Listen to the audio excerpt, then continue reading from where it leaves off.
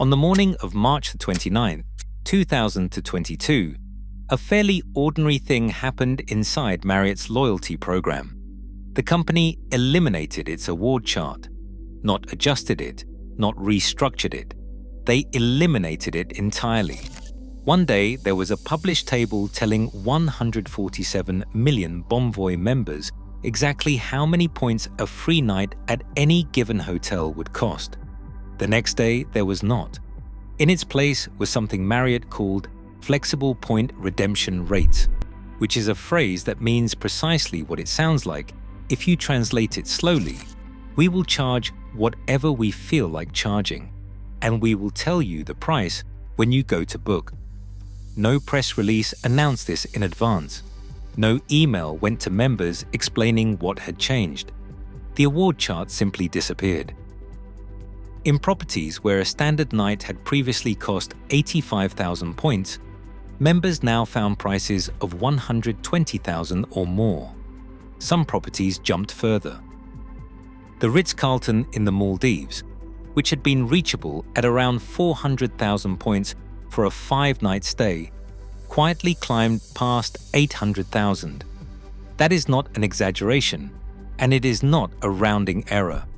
The same stay now cost twice as many points. The points themselves had not changed. The hotel's decision about what to charge for them had. The travel blogging community had a word for this kind of event: Bonvoid. It had been coined a few years earlier after Marriott's acquisition of Starwood Hotels produced a merger of loyalty programs that left longtime Starwood members holding a currency worth considerably less than what they had before the deal. By 2022, the verb had settled into regular use, and its meaning was specific: to have your accumulated points silently devalued without warning or compensation. It described something that happened often enough that frequent travelers needed a dedicated word for it. That communities of frequent travelers had formed at all.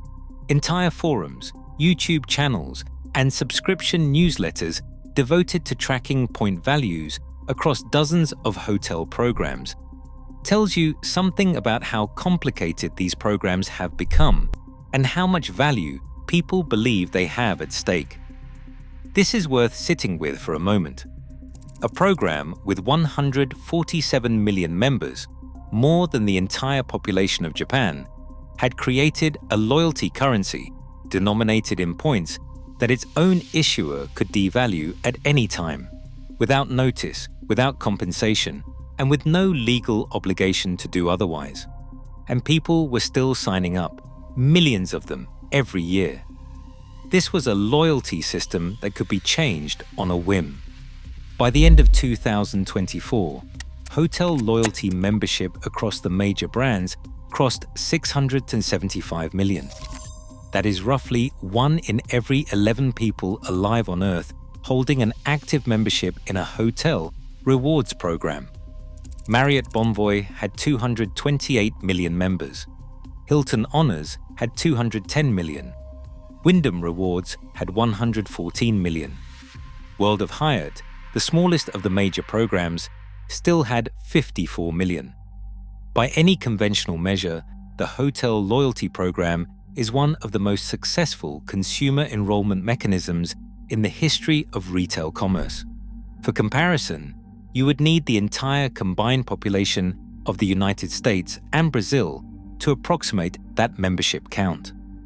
The strange part is that success in this industry is measured almost entirely by enrollment, not by how often members redeem, not by how much value members actually extract, not by any metric that would tell you whether the average member is getting a good deal relative to what they gave up to earn those points. The reason enrollment is the number that matters, the reason it appears in earnings calls, investor presentations, and partnership negotiations with credit card companies, is what this video is actually about. Because once you understand why enrollment is the goal and redemption is a secondary consideration at best, the entire hotel loyalty industry starts to look like something quite different from what it advertises itself to be. The standard pitch is simple enough. Stay with us, earn points, redeem those points for free nights. The more you stay, the more you earn, the more free travel you unlock. It is modeled consciously and deliberately on American Airlines' Advantage program, which launched on May 1st, 1981, as the first modern frequent flyer scheme in history. Airlines had discovered something useful.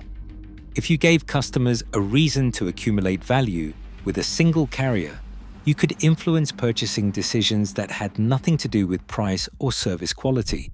Hotels watched airlines build this structure and copied it almost immediately.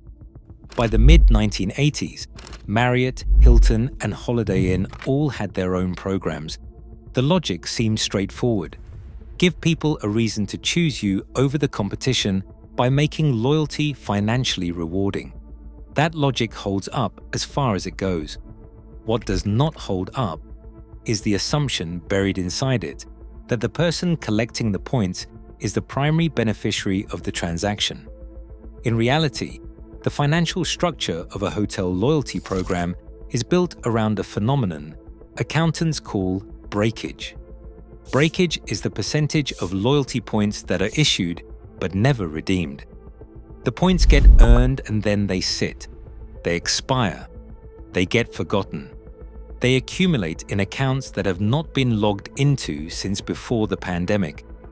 They belong to members who chase elite status for the upgrade perks but never quite get around to converting that accumulated balance into a free night.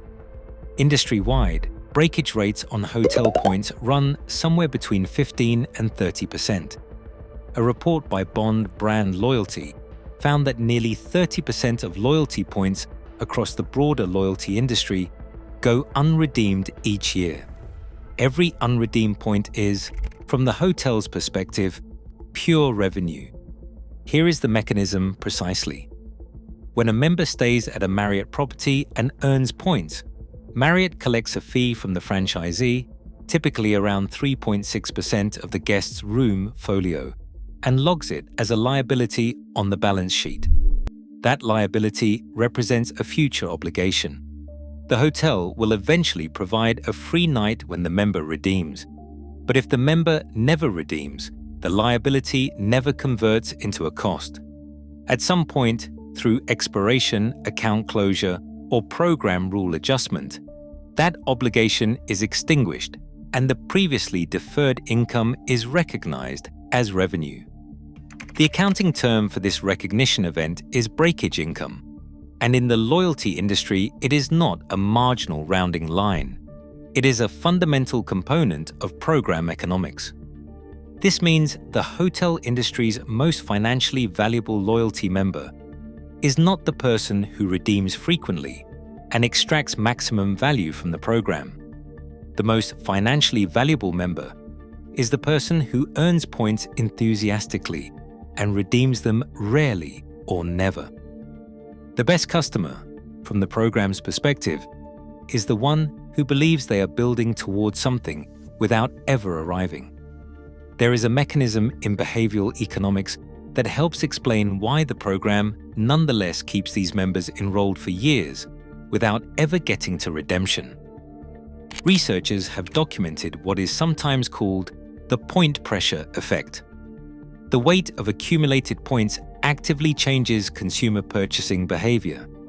Members book a Marriott when a nearby independent hotel is posting a better rate, not because the Marriott is actually cheaper, but because they are protecting the currency they have already accumulated. The points become a switching cost.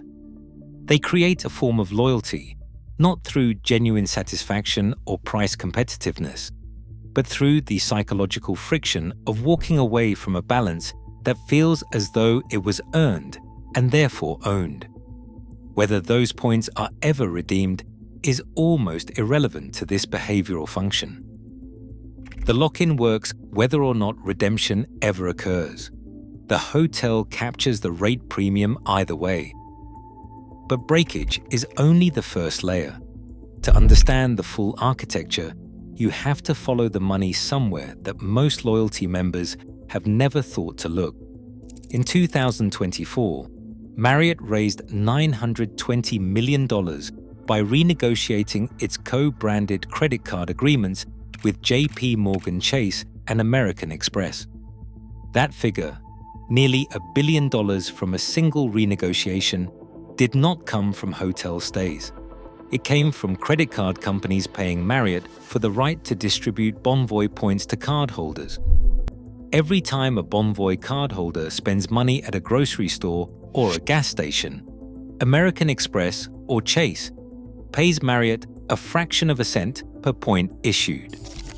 Multiplied across millions of cardholders making billions of transactions annually, those fractions add up to a revenue stream that rivals the earnings of many of Marriott's actual hotel properties.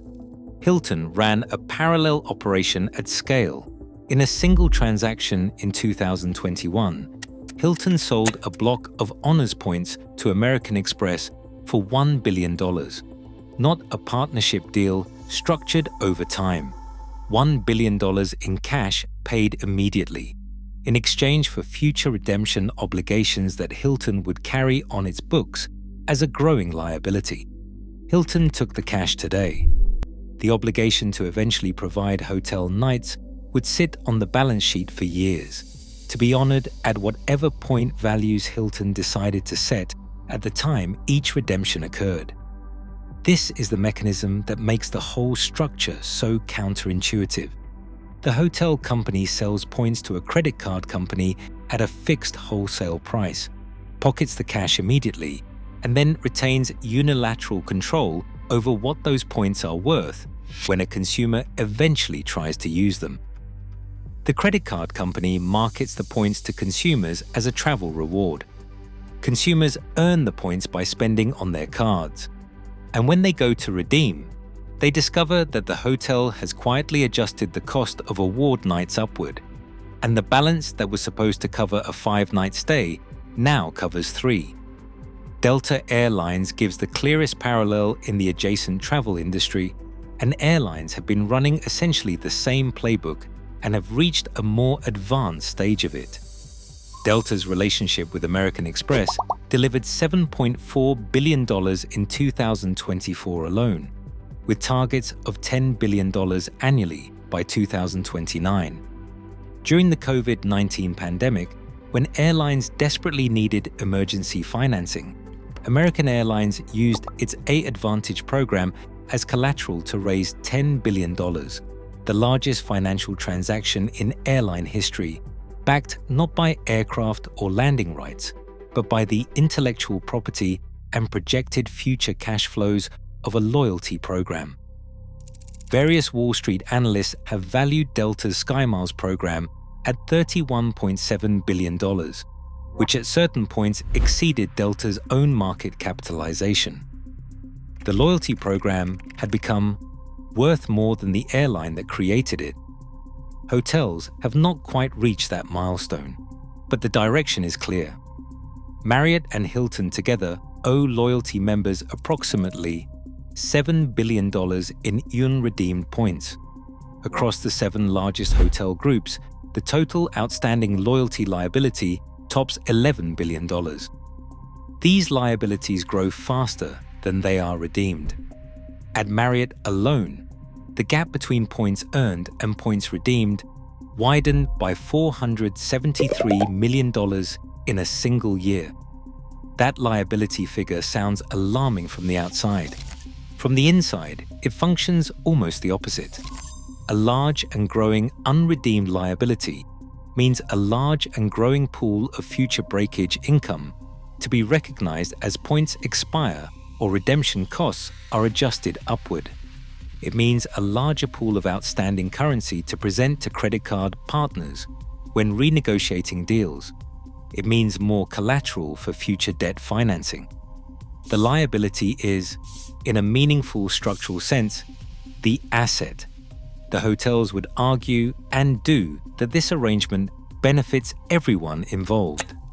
Members earn points they would not otherwise have accumulated.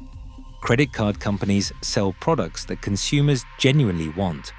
Hotels fill rooms on slow nights that would otherwise sit empty. There is something to this. A Bonvoy redemption on a quiet Tuesday in January fills a room at near zero marginal cost while maintaining a relationship with a member who will pay the cash rate on other stays. The economics of redemption on genuinely low-demand nights are reasonably fair for both parties. Hyatt, notably, has maintained a more transparent program structure than its competitors, which may partly explain why its members show higher engagement. When Hyatt's CEO said in 2024 that good loyalty programs are about experiences rather than points, he was describing something that differentiates his program in at least some respects from the industry standard. Though even Hyatt moved 136 properties to adjusted price categories in a single announcement, with independent data showing the devaluation was larger than the official language suggested. The problem is that low-demand nights are not where the major programs want you to redeem. Dynamic pricing steers members toward exactly those low-value inventory windows, while protecting peak demand dates behind point costs that are practically unreachable. When Marriott eliminated its award chart in 2022, the stated rationale was flexibility. Dynamic pricing would allow hotels to lower costs on slow nights and raise them on busy ones, theoretically creating better overall value for members. In practice, an analysis by the Points Guy of 51 sample properties found that 35 of them, 68.6%, showed lower redemption value compared to 2022. European hotels saw the largest aggregate decline, a 28.4% decrease in effective value per point. The overall average across those properties fell more than 15%. This is where the asymmetry of the arrangement becomes sharpest. When award costs rise, the hotel captures more points per redemption, reducing its deferred liability at a faster pace. When members hold points rather than redeeming, breakage accumulates. When points expire unused, the entire deferred amount becomes recognized income. Every outcome in the matrix benefits the program balance sheet. There is no scenario in which the hotel is worse off than it was when the point was first issued, because the hotel already received cash for that point when it sold the point to the credit card company, or when it collected it as a franchise fee. The free night, when it eventually occurs, is a cost, but a cost with a ceiling the hotel itself sets. The member has no equivalent lever. The trajectory of a Bonvoy point real purchasing power tells the story concisely. In 2022, independent analysts valued a Bonvoy point at approximately 0.9 cents. By 2025, the same sources had revised that figure down to 0.7 cents. That is a 22% reduction in real purchasing power in 3 years, with no formal devaluation announcement, no member notification, and no reduction in how aggressively the program markets itself to prospective new enrollees. In those same 3 years, Bonvoy membership grew by tens of millions of members. For context on what that value actually means in practice, a Hilton Honors point is worth approximately 0.4 cents. If you earn Hilton Honors points by spending on a co-branded American Express card, the standard earn rate on most everyday purchases is 3 points per dollar. That translates to 1.2 cents per dollar in effective travel value. A straightforward cashback card returning 1.5% would outperform that. A card offering 2% back would beat it by 40%. But the Hilton card does not market itself in these terms. It markets itself in points. Points feel different from percentages. They accumulate visibly. They have names, tiers, and aspirational destinations attached to them. A Maldives suite, a Paris upgrade, a free anniversary night. They carry the weight of something that feels earned and therefore owned. This is by design. The currency of points is engineered to be psychologically sticky. which is part of why a program can quietly lose 22% of its real value over 3 years without triggering the kind of consumer response that a visible 22% price increase would produce immediately. Oh, and there is one more layer. Hotel loyalty programs have progressively tightened expiration policies in ways that accelerate breakage without prominently advertising the change. Marriott Bonvoy points expire after 24 months of account inactivity, with no stays, no credit card spending, and no point transfers of any kind. Hilton Honors points expire after 24 months of inactivity as well. IHG One Rewards cuts that window to 12 months. The programs do send reminder emails.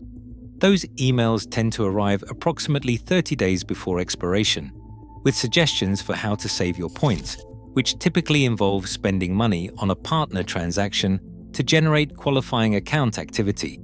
Spend money to keep the right to spend more points, at a value the hotel has not yet determined. Oh yeah, and one more thing.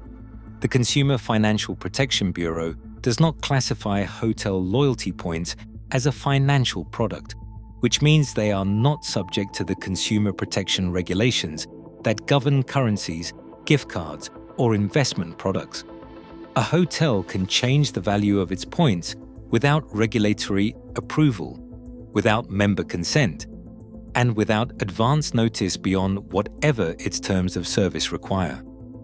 Those terms of service, which every member agrees to at enrollment, universally reserve the right to modify or terminate the program at any time, for any reason.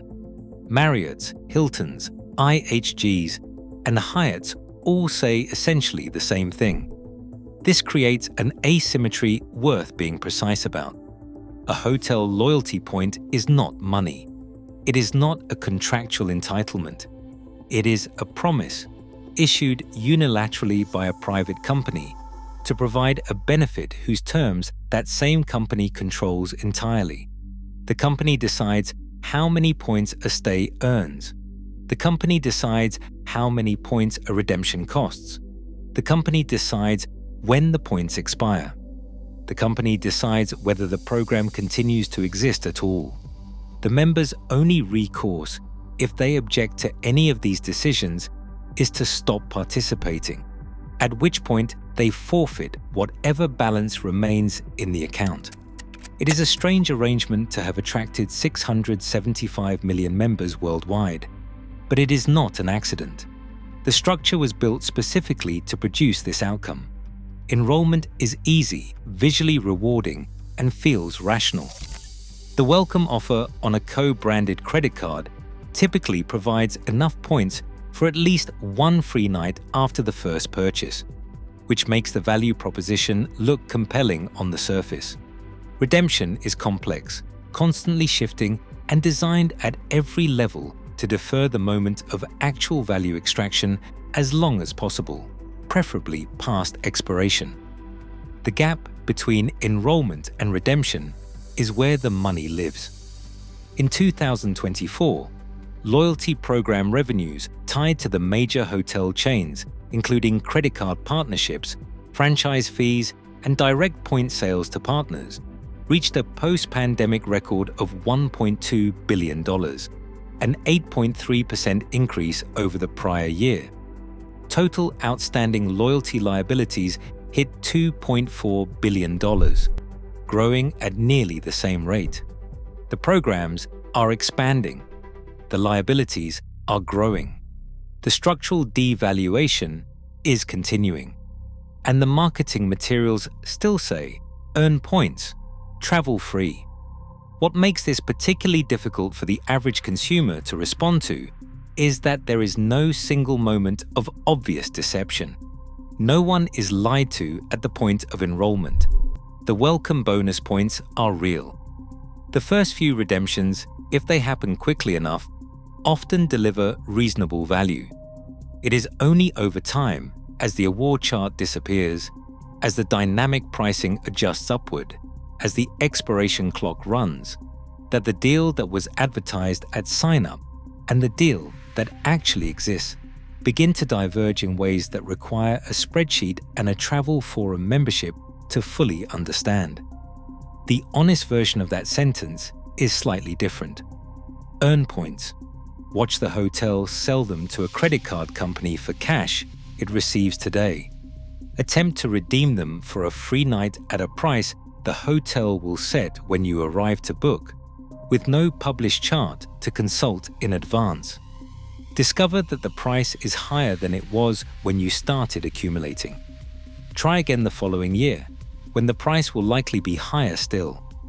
And if you ever stop generating qualifying account activity for 2 years, you lose whatever remains, which is fine, because the hotel already recognized the income when you earned the points. Hotel loyalty programs are not a reward for staying with a brand.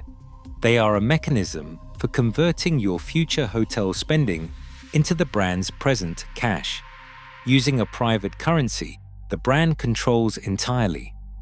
The system is marketed through a credit card company that also profits, and it is administered under terms of service that give members no meaningful protection. At every level, it is designed to produce more enrollment than redemption. There is a word for a financial instrument that is sold as a store of value, controlled entirely by one party, subject to unilateral devaluation at will, and backed by no regulatory protection whatsoever. In most other contexts, that word comes with legal consequences. In the hotel industry, it comes with a welcome email, a complimentary bottle of water, and a prompt asking whether you would like to apply for the co-branded credit card at checkout. Subscribe, and maybe read the terms of service before you decide the points are worth collecting.